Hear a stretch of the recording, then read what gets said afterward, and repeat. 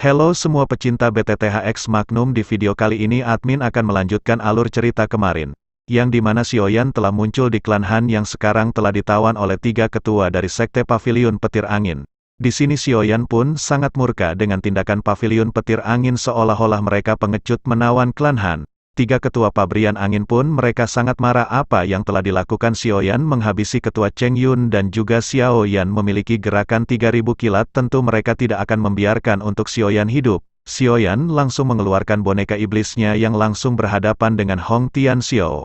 Leluhur klan Hong yang dia ikut dalam pertarungan ini juga di sini Xiaoyan dia tahu jika dengan kekuatan dirinya saja dia tidak akan menang melawan 3 ketua ini. Yang akhirnya dia juga sekali lagi meminta bantuan Tian Huo Junji untuk meminjamkan kekuatannya. Akhirnya aura mengerikan dari Xiaoyan pun muncul kembali membuat semua orang kaget. 天火三玄变，琉璃变。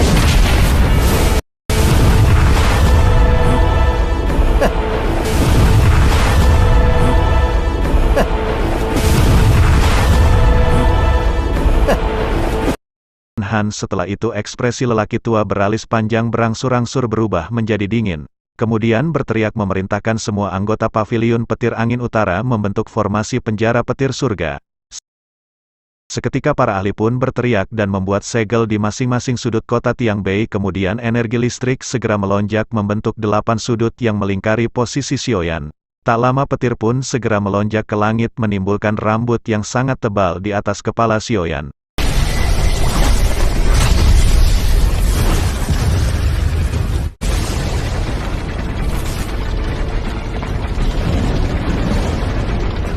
Setelah itu seorang pria segera berkata, terlepas dari siap apapun identitas Xiaoyan, menyerah adalah satu-satunya pilihan Xiaoyan, tidak ada pilihan lain, dan jika Xiaoyan memaksa maka ia akan berakhir dalam kematian. Mereka pun membentuk formasi petir yang akhirnya menyelimuti langit di bawah Xiaoyan. Tak lama setelah itu seorang pria beralis panjang segera berkata bahwa menggunakan klan Han sebagai sandera dan memaksa Xiaoyan untuk keluar memang bukan gaya Paviliun Petir Angin. Masalah hari ini mungkin akan membuat mereka dikritik orang-orang. Namun hal ini juga akan menjadi yang terakhir kalinya. Kali ini mereka harus benar-benar menangkap Xiaoyan karena tidak bisa membiarkan gerakan 3000 kilat digunakan oleh orang luar. Terlepas dari siapapun yang menang hari ini, klan Han tidak akan lagi terkait dengan permasalahan.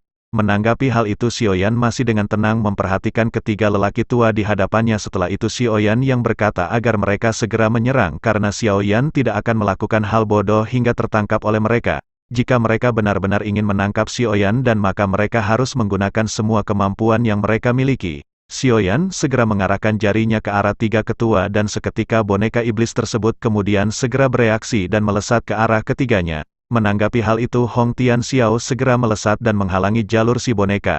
Dia berkata bahwa lawan Xiaoyan adalah 3 ketua itu. Xiaoyan segera memerintahkan boneka iblis itu membunuh Hong Tianxiao. Bersamaan dengan itu boneka iblis Xiaoyan dengan seketika langsung mengarah ke Hong Tianxiao yang dimana dia bergerak dengan cepat dan setiap gerakan yang menimbulkan ledakan yang sangat mengerikan. Hong Tianxiao tahu boneka iblis itu berada di bintang 6 dojong, dia pasti akan sedikit sulit melawannya. Melihat bahwa boneka setan bumi tiba-tiba menunjukkan kekuatannya, Hong Tianxiao juga tidak berani meremehkannya sedikit pun. Yang jelas tahu bahwa kekuatan boneka ini benar-benar sangat menakutkan. Dan jika sedikit saja ia ceroboh maka dapat dipastikan ia akan masuk UGD atau bahkan almarhum. Seketika doki di tubuh Hong Tianxiao segera melonjak, dan pertempuran intens di antara mereka pun segera terjadi. Sementara itu di sisi lain pria tua beralis panjang segera berkata bahwa formasi 9 penjara petir surgawi ini adalah formasi hebat dari Paviliun Utara Petir Angin. Formasi tersebut dibentuk oleh 23 ahli Do Huang dan 46 ahli Doang. Apalagi dengan adanya mereka bertiga yang berperan menjadi pusat dari formasi. Jika Xiaoyan dapat menembusnya hari ini, maka nama Xiaoyan akan dapat mengguncang seluruh wilayah utara dataran tengah. Di sisi lain ekspresi Xiaoyan tidak berubah karena kata-kata tersebut. Ia perlahan mengangkat tangannya dan memutarnya sedikit. Sebuah bola meriam segera berputar-putar dan kekuatan spiritual yang sangat besar segera terbentuk. Setelah itu bola meriam pun meledak dan melesat membuat ruang seketika terdistorsi di sepanjang jalan lesatan.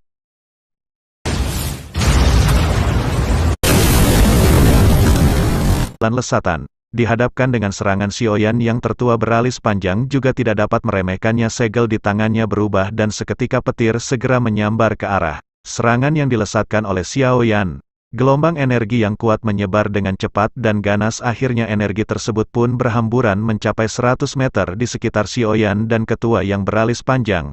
Tatapan Xiaoyan perlahan menyapu tiga tertua yang ada di hadapannya. Menurut perkiraan Xiaoyan, hanya ketua beralis panjang yang mengarahkan serangan sementara dua lainnya hanya mengalirkan doki mereka. Xiaoyan segera bergumam bahwa formasi hebat ini memang agak mendalam. Setelah itu tertua beralis panjang segera berteriak mengeluarkan keterampilan petir surgawi dan seketika segel di tangannya pun berubah.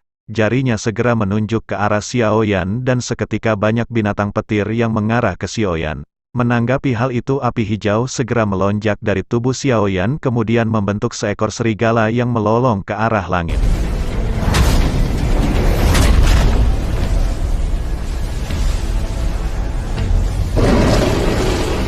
Api berbentuk serigala yang sangat besar segera menelan semua petir yang ada di langit. Setelah semua petir benar-benar ditelan, lonjakan energi pun terlihat membengkak di dalam tubuh si serigala. Setelah itu Xiaoyan yang pun menjentikkan jarinya, kemudian serigala pun bergegas melesat ke arah ketiga ketua. Suhu seketika naik sebelum serigala api mencapai ketiga ketua hingga wajah mereka menjadi pucat. Mereka terkejut setelah melihat api yang dikeluarkan oleh Xiaoyan adalah api surgawi. Menanggapi hal itu tertua beralis panjang segera berteriak mengeluarkan teknik tebasan petir surga dan seketika kilatan pun muncul di hadapannya. Kilatan pun segera melesat ke arah serigala membuat ia terhenti dan tak lama terbelah menjadi ketiadaan.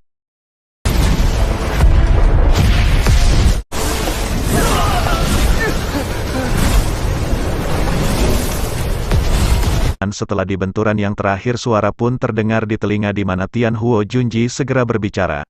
Ia meminta Xiaoyan untuk jangan berlarut-larut dengan mereka mendapat dukungan dari formasi hebat dan akan dapat terus menggunakan serangan kilat. Kekuatan spiritual Tian Huo tidak bisa bertahan terlalu lama di tubuh Xiaoyan. Oleh karena itu ia harus segera bergegas dan menyelesaikan semuanya. Xiaoyan mengangguk setelah mendengar perkataan tersebut. Xiaoyan segera menghirup udara dalam-dalam dan jarinya dengan lembut menekan segel api di kepalanya. Akhirnya api berwarna putih pekat pun segera keluar dari dahi Xiao. Ia segera meraih api putih itu ketika muncul. Setelah itu api hijau giok segera berubah menjadi Polem Heart Flame dan Grand Lotus Flame di hadapan Xiaoyan. Tanpa membuang-buang waktu, akhirnya ketiga jenis api surgawi di hadapan Xiaoyan digabungkan ketika dan tangan terkepal kekuatan liar dan kekerasan yang sangat menakutkan segera menyebar ke segala arah.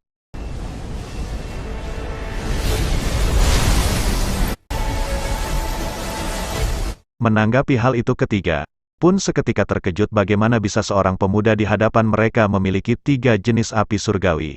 Mereka pun segera pulih setelah menyadari kekerasan energi liar yang dilontarkan dari arah Xiaoyan. Akhirnya mereka pun membentuk segel dengan doki yang lebih kuat. Hingga akhirnya awan petir pun terbentuk.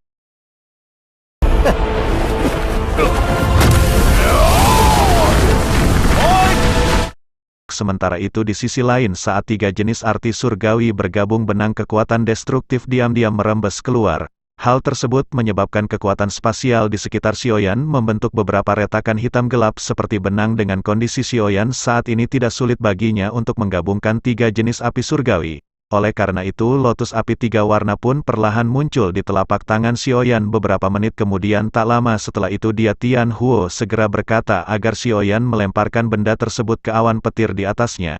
Awan tersebut adalah pusat dari formasi dan selama tempat itu rusak, ketiga sesepuh ini juga akan terluka parah. Bahkan orang-orang yang membentuk formasi di luar akan menderita serangan balasan yang cukup parah. Akhirnya tangan Xiaoyan pun segera bergerak setelah mendengar perkataan Tian Huo. Teratai api tiga warna di tangannya berputar-putar dan terbang keluar mengarah ke awan tersebut. Ekspresi tertua beralis panjang dan dua orang lainnya seketika berubah setelah melihat apa yang dilakukan oleh Xiaoyan. Mereka pun segera menggigit lidah kemudian memuntahkan darah dan dengan marah berteriak mengeluarkan teknik 9 penjara petir surgawi. Kemarahan Dewa Petir, banyak ledakan yang terjadi di sekitaran awan hingga akhirnya mengeluarkan lonjakan energi petir yang sangat banyak. Dan segera berkumpul energi petir berkumpul membentuk sebuah tinju yang dipenuhi dengan energi liar dari kilat dan segera melesat ke arah lotus api. Pertemuan dari kekuatan yang sama-sama dahsyat seketika membuat ruang menjadi terdistorsi dengan energi liar yang semakin melonjak. Akhirnya tinju yang dipenuhi kilat pun segera menghantam lotus api yang perputarannya semakin cepat. Tak berselang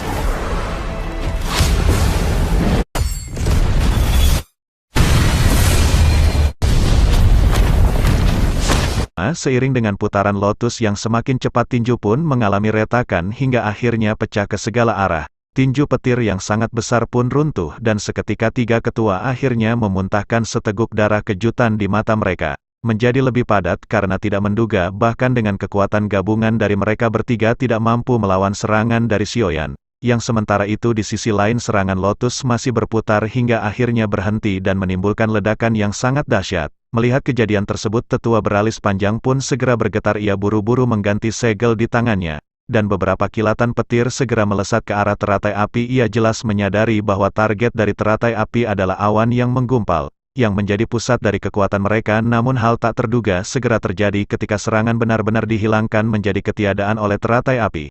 Teratai api pun melesat ke arah awan dan seketika benturan pun terjadi, energi liar segera melonjak ke segala arah menyapu semua yang ada di langit. Di sisi lain, karena awan guntur diciptakan oleh para ahli dari wilayah Norton Pavilion dan tiga ketua tersebut, oleh karena itu mereka secara alami terlibat dan sekarang telah dihancurkan. Hantaman keras di dalam tubuh mereka pun segera terasa hingga banyak dari mereka yang menularkan seteguk darah. Bahkan beberapa orang yang berdiri di atas gedung segera jatuh dengan kepala yang menghantam tanah terlebih dahulu menghadapi serangan tersebut. Wajah mereka menjadi pucat dengan nafas yang perlahan melambat. Setelah itu pria tua beralis panjang mengangkat tangannya kemudian memerintahkan mereka semua untuk mundur. Menanggapi hal itu Xiaoyan berkata, "Enak amat kau mundur setelah kau menantang metik glory immortal. Lain kali sadar ama kekuatan sendiri, dasar bocah epik. Kalian bocah epik, kalian tidak bisa pergi begitu saja dan meninggalkan aku pulang dengan tangan hampa." Seketika kekuatan spiritual yang agung segera melonjak ke segala arah dan menembus ruang hingga akhirnya menekan tiga sesepuh dengan sangat keras. Tubuh tiga sesepuh pun seketika mengeluarkan darah segar dari mulut mereka. Tubuh mereka pun seketika terpental akibat serangan dari Xiaoyan hingga cincin yang mereka gunakan pun terlepas. Akhirnya cincin tersebut pun segera ditarik oleh kekuatan spiritual dari Xiaoyan. Menanggapi hal itu ketua Feng segera menjadi marah setelah melihat bahwa cincin penyimpanan mereka telah diambil oleh Xiaoyan. Baru saja ketika ia ingin berteriak namun segera dihentikan oleh ketua beralis panjang yang memerintahkannya untuk segera mundur. "Ayo kita mundur sebelum kita almarhum." Akhirnya tanpa pikir panjang mereka pun segera melesat ke cakrawala dan menghilang. Sementara itu di sisi lain segera melirik cincin penyimpanan yang telah ia dapatkan. Akhirnya spiritual Xiaoyan pun dengan cepat segera menyerbu cincin dan menghilangkan jejak spiritual di dalamnya. Setelah itu Xiaoyan pun melakukan pencarian singkat hingga akhirnya tiga gulungan berwarna perak cerah melintas dan muncul di tangannya. Xiaoyan pun segera bergumam, memang tiga gulungan yang tersisa dari teknik yang ia perlukan ada di tangan para ketua.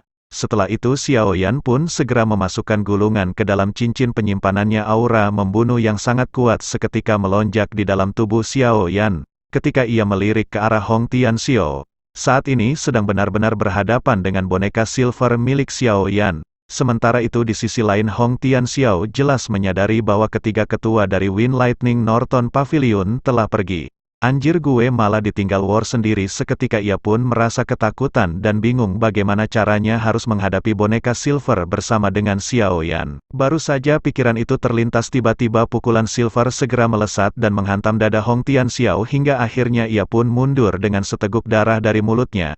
Tak berhenti sampai di situ ketika Hong Tianxiao menstabilkan tubuhnya tiba-tiba aura megah yang sangat besar terasa di belakang punggungnya. Serangan spiritual berbentuk bola meriam melesat ke arah tubuhnya hingga akhirnya ia pun bersiap dengan doki merah yang melonjak. Benturan pun terjadi hingga Hong Tianxiao dipaksa mundur dan seteguk darah kembali keluar dari mulutnya. Xiaoyan segera melesat ke arah Hong Tianxiao yang masih belum sempat menstabilkan diri. Menyadari tidak akan menang melawan Xiaoyan, Hong Tianxiao segera membuat kesepakatan dengan Xiaoyan. Hong Tianxiao segera berkata bahwa jika tidak membunuhnya maka ia akan memberikan apapun yang Xiaoyan diinginkan dari klan Hong. Langkah Xiaoyan pun seketika berhenti seperti memiliki minat dengan apa yang ditawarkan oleh Hong Tianxiao. Sementara itu di sisi lain Hong Tianxiao juga merasakan sedikit kegembiraan namun di dalam hatinya masih menyimpan dendam kepada Xiaoyan. Ia berpikir jika telah berhasil lolos maka ia akan menghimpun kekuatan yang sangat besar untuk dapat berhadapan dan membunuh Xiao Yan. Di sisi lain Xiao Yan pun segera bertanya apakah yang akan diajukan oleh Hong Tianxiao. Namun sesuatu yang tak terduga segera terjadi ketika Hong Tianxiao merasakan kekuatan ganas yang berada di belakangnya. Boneka iblis sudah berada di belakang Hong Tianxiao dan memegang seluruh tubuhnya hingga ia tidak dapat bergerak. Menyadari hal itu segera berteriak bahwa Xiao Yan benar-benar berani untuk menipunya. Seketika Doki merah melonjak, namun hal itu tidak berpengaruh terhadap boneka iblis yang memegang erat tubuh Hong Tianxiao. Kemudian Xiao Yan pun perlahan berjalan ke arah Hong Tianxiao yang mulai berteriak bahwa ia akan membiarkan Xiao Yan mati bersamanya. Seketika Xiao Yan menyadari niat dari Hong Tianxiao yang akan meledakkan dirinya sendiri bersama dengan Xiao Yan. Akhirnya Xiao Yan segera melesat dan tepat berada di hadapan Hong Tianxiao. Lengan Xiao Yan dipenuhi dengan api hijau yang seketika menembus perut dari Hong Tianxiao.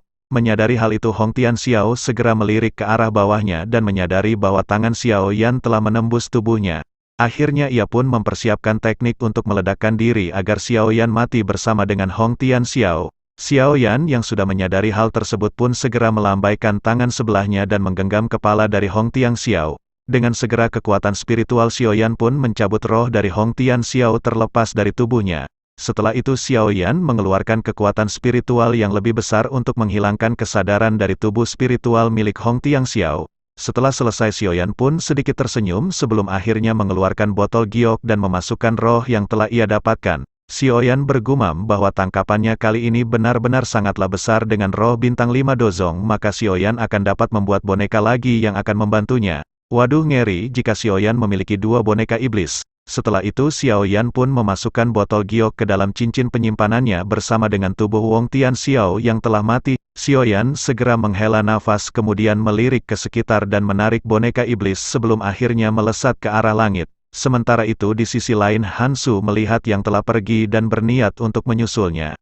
Namun saat sayap Doki ia akan keluar dan tiba-tiba terdengar sosok pria yang berbicara kepadanya. Xiao Yan telah berada di halaman kecil di klan Han dan berkata bahwa setelah kejadian ini maka seharusnya Wind Lighting Norton Pavilion tidak akan mengganggu klan Han lagi. Mendengar perkataan dari Xiao Yan, Hansu pun seketika merasa gembira kemudian maju 2 langkah namun ia samar-samar menyadari maksud dari perkataan Xiao Yan. Kemudian bertanya apakah Xiao Yan tidak akan kembali setelah menyelesaikan semua ini. Xiao Yan tersenyum kemudian berkata bahwa ia tidak akan kembali. Karena hal itu pasti akan merepotkan bagi klan Han, namun jika Xiao Yan telah memiliki kekuatan yang cukup dan tidak takut dengan Wind Lighting Norton Pavilion maka ia akan berkunjung ke klan Han lagi. Mendengar perkataan Xiao Yan, Han Yue tersenyum kemudian berterima kasih dan berkata agar Xiao Yan berhati-hati selama ia berada di luar, dan semoga jualan Magnum bisa laku di dataran tengah ini. Xiao Yan pun tersenyum kemudian mengangguk dan melesat ke langit sebelum akhirnya menghilang. Singkat cerita Xiao Yan telah terbang beberapa ratus kilometer sebelum akhirnya berhenti di langit. Kekuatan yang telah ia pinjam mulai perlahan menyusut. Membuat Xiao Yan melemah. Seketika Xiao Yan pun berpikir tampaknya ia benar-benar harus meningkatkan kekuatannya sendiri agar mampu bertahan hidup tanpa bergantung dengan orang lain. Tidak lama setelah itu terdengar suara yang berkata bahwa kekuatan yang ditampilkan oleh Xiao Yan kali ini terlalu ganas. Hal ini mengakibatkan beberapa luka muncul di tubuh Xiao Yan harus benar-benar cepat pulih dan jika tidak kemungkinan akan tertinggal dan lama sembuh. Selain itu harus menggunakan kekuatan spiritual milik Tian Huo sedikit mungkin kecuali hal itu adalah saat yang kritis. Selama beberapa hari ini Tian Huo Junji telah menemukan bahwa setiap kali Xiao Yan menggunakan kekuatan spiritual miliknya, roh Tian Huo tertinggal di dalam tubuh Xiao Yan. Jika hal ini terlalu banyak terjadi kemungkinan mereka akan menyebabkan tubuh Xiao Yan rusak membentuk perlawanan terhadap jiwanya. Ekspresi Xiao Yan tanpa sadar berubah ketika mendengar perkataan Tian Huo. Ia juga samar-samar merasakan ada roh yang tertinggal selama periode waktu belakangan ini. Namun Xiao Yan tidak terlalu memikirkannya mengingat ia tidak pernah merasakan hal tersebut ketika meminjam kekuatan dari gurunya meskipun Xiao Yan tidak yakin dengan apa yang terjadi. Namun ia masih mengangguk kepalanya. Xiao Yan berpikir bahwa Tian Huo Junji tidak akan menyakitinya. Jika ia mengatakan sesuatu yang seperti itu maka hal itu benar-benar sangat mengkhawatirkan Xiao Yan. Setelah itu Xiao Yan pun mengelola nafas kemudian melihat sekeliling dan melesat hingga sampai di satu tebing gunung yang curam. Xiaoyan segera mengeluarkan pedang besarnya kemudian menghantamkannya ke dinding gunung hingga lubang terbentuk dan Xiaoyan pun masuk setelah itu duduk bersila. Setelah itu Xiaoyan duduk bersila kemudian mengeluarkan beberapa pil obat dan memakannya. Xiaoyan pun segera memasuki metode latihan dengan segel yang terbentuk dari kedua tangannya. Pemulihan Xiaoyan memakan waktu total 3 hari. Pada saat ini selama 3 hari tersebut ia mencari di seluruh tubuhnya dan memang merasakan beberapa jejak spiritual sisa yang sangat samar. Keberadaan aura sisa tersebut benar-benar sangat redup hingga tidak dapat dirasakan. Xiaoyan yang tersenyum pahit dan menghela nafas saat menemukan bahwa jejak spiritual yang tersisa tersebut tidak dapat diusir dengan menggunakan doki maupun api surgawi. Beruntung Xiaoyan mendapatkan permasalahan tersebut dan hanya ada sedikit kekuatan spiritual yang tersisa. Jika hal tersebut dibiarkan menumpuk lebih banyak maka tubuh Xiaoyan akan segera menghilang dan Xiaoyan akan menjadi tubuh spiritual seperti Tian Huo. Bersamaan dengan pemikiran Xiaoyan yang terlintas suara dari Tian Huo juga seketika terdengar. Ia berkata bahwa jejak spiritual yang tersisa ini mungkin merepotkan. Tetapi hal itu bukan tidak mungkin untuk dihilangkan.